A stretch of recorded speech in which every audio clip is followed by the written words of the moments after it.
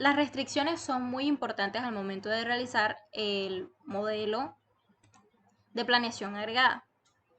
Entonces, tenemos que pensar qué falencias puede tener el modelo y qué características nos dio el enunciado. Por ejemplo, sí, el enunciado nos dice que el mantenimiento se puede hacer tanto en la semana 1 como, en la semana 2 y en la semana 3, que es de hecho lo que tenemos aquí en la función objetivo, que nos diga en cuál de las 2 semanas hay que hacer. Pero el modelo lo que diría fácilmente es decir, ¿para qué voy a hacer mantenimiento si eso me va a generar costos? Mejor no hago nada. Y te va a poner cero en todo eso. Entonces por eso hay que ponerle una restricción. Y la restricción que le hemos puesto es que mínimo la suma de estos mantenimientos, es decir, para la planta 1 mínimo tienes que hacer un mantenimiento. Es tu decisión si lo quieres hacer en la semana 2 o en la semana 3, pero se tiene que hacer un mantenimiento. Es más, ni siquiera mínimo, es por obligación. Se asume que por cada planta se debe realizar únicamente un mantenimiento. Durante los 2 periodos no existe restricción por periodo. Este es un supuesto que pues hemos determinado para que el modelo pueda dar una solución adecuada. Ahora, recordemos con la cantidad producida en cada planta. Nosotros dijimos aquí en la función objetivo que esto se calculaba como una suma de los valores que te entregaba el solver. Pero tenemos que tener en cuenta de que la cantidad que produzca cada planta está ligado a cuánto puede producir cada planta por semana. De hecho, el enunciado nos decía de que cada planta puede producir por semana a máxima capacidad, trabajando en las 24 horas, 320 toneladas de glicerina. La planta número 1. La planta número 2 podía solamente 228 toneladas de glicerina. Trabajando completo, ¿verdad? Entonces, esta restricción tiene que ser que la cantidad que nos vaya a decir, la cantidad producida en cada planta, y aquí lo enlazamos a la tabla que pusimos en función objetivo, de hecho, miren, esta tabla, que esa cantidad que nos vaya a dar allá sea menor o igual a la capacidad de la planta. Ahora, ¿en dónde debemos como utilizar el mantenimiento? ¿En qué nos afecta el mantenimiento? Bueno, en que esta capacidad máxima se va a ver afectada dependiendo del mantenimiento. Si yo trabajo 24 horas, tengo una capacidad de producción máxima de 320 toneladas de glicerina para la planta número 1. Sin embargo, si yo decido realizar el mantenimiento en la semana número 2, recordemos que en la 1 no se puede, sino en la 2 y la 3. Si yo decido hacer el mantenimiento en la semana número 2, no voy a trabajar 24 horas. Tengo que reducirle, no voy a trabajar 24 horas, 7 días a la semana, sino tengo que reducirle los 3 días de descanso, entre comillas descanso, de mantenimiento realmente, en los cuales no voy a trabajar. Entonces, la capacidad se va a ver reducida. ¿Cómo decidimos incluir esta reducción en la capacidad?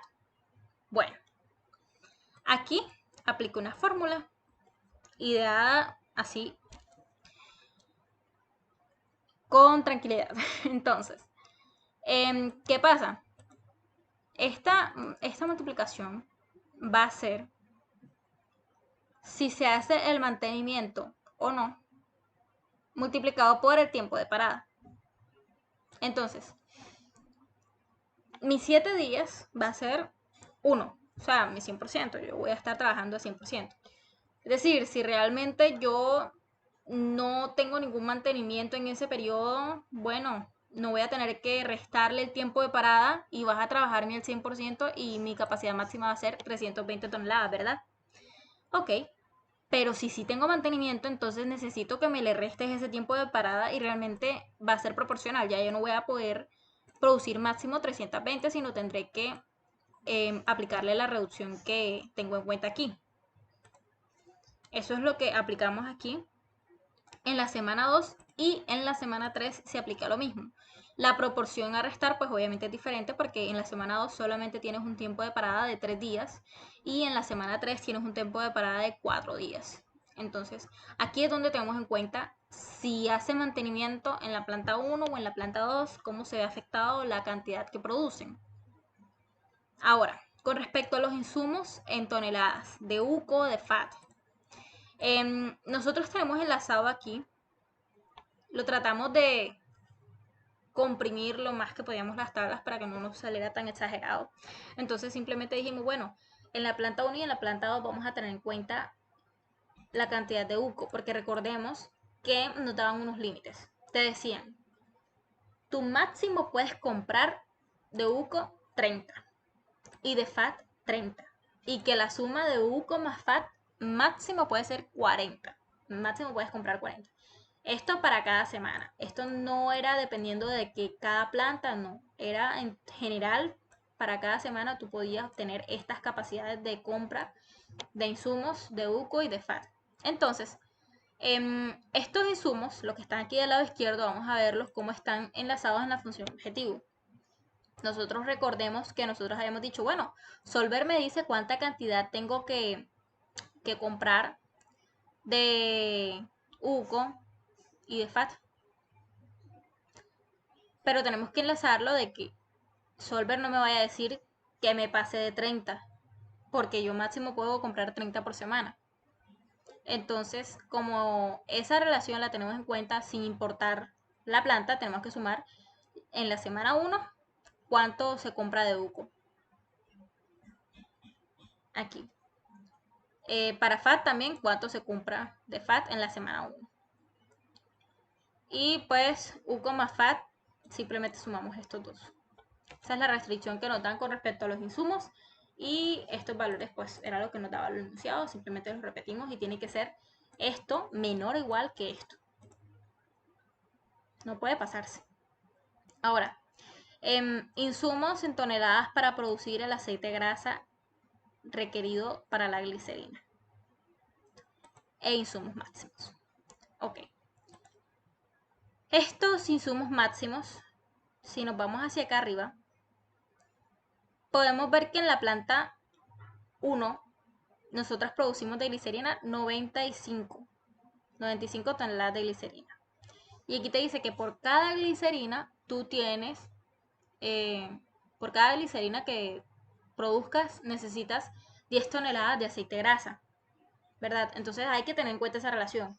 Si por cada glicerina yo necesito 10 toneladas de aceite grasa y yo tengo 95 en el periodo 1 para la planta 1, entonces ¿cuántas de aceite grasa necesito? ¿Verdad?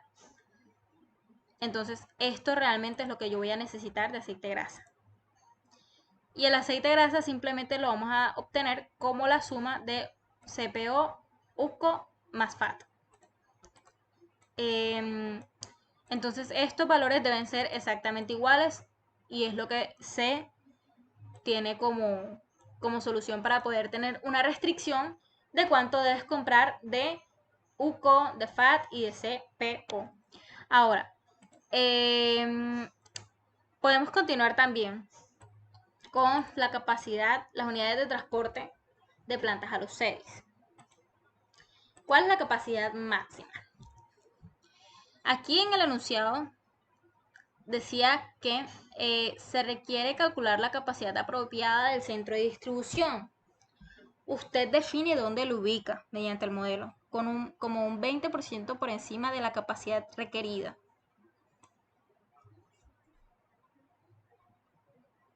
Entonces, este 20% superior lo vamos a incluir aquí como capacidad máxima. Tenemos una capacidad usada. Y nos dice que sea el 20% por encima de la capacidad requerida. Entonces lo que hicimos fue tomar el valor máximo del CEDIS, el cual estamos estudiando en este caso Cincelejo, multiplicarlo por 1.2 porque nos decían que el 20% superior y lo multiplicábamos por si se abría ese CEDIS o no se abría.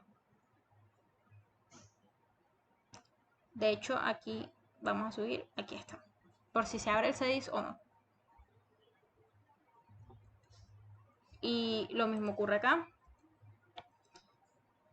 Lo mismo ocurre en Medellín. Unidades máximas de transporte. Esto tiene que ser menor o igual, más bien, las unidades que se transporten tienen que ser menor o igual a las unidades máximas. Y de hecho siempre va a dar porque realmente esto es un incremento del 20%, pero simplemente es como que enunciado te decía que ellos querían saber cuánto iba a ser la capacidad apropiada del centro de distribución.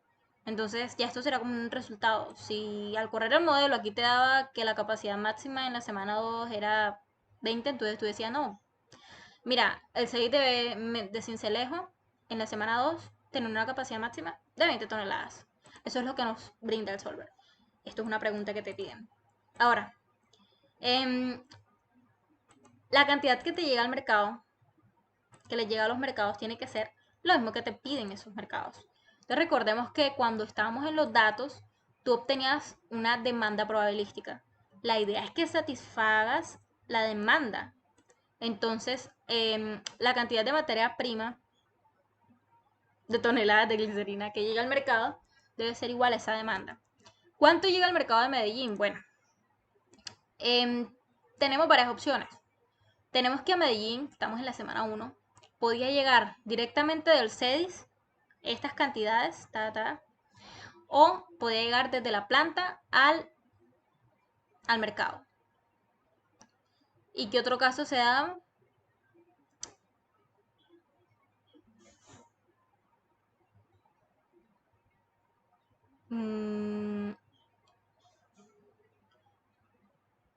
No, ya no se dan más casos. Estos casos aquí que están estos dos últimos son los de planta a mercado y estos tres primeros se refieren a los CEDIs a mercado. Pero obviamente aquí otra vez incluimos de que si el CEDIs de Medellín, perdón, si el centro de distribución de Sincelejo no está abierto, o sea, si Sincelejo aquí es 0, entonces al multiplicarlo por, ¿dónde está? Aquí, por la cantidad de toneladas de glicerina que se lleven al mercado de Medellín, pues no debería darte unidades. Es como si tú no estás satisfaciendo la demanda porque ni siquiera está abierto ese centro de distribución.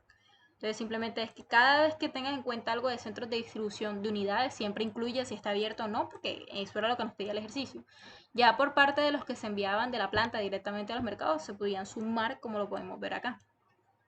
Y pues esta cantidad que llevaba al mercado tenía que ser igual a la demanda de cada mercado, lo cual se cumplió al momento de correr el modelo. Ahora, otra restricción era que las unidades de transporte de las plantas a los CEDIs fuera igual a la cantidad que distribuyen los CEDIs a mercado. Es como... A ver. Esto igual es entendible, pero de igual forma quiero tenerlo aquí ejemplificado. Aquí tenemos la planta, plantas. Aquí tenemos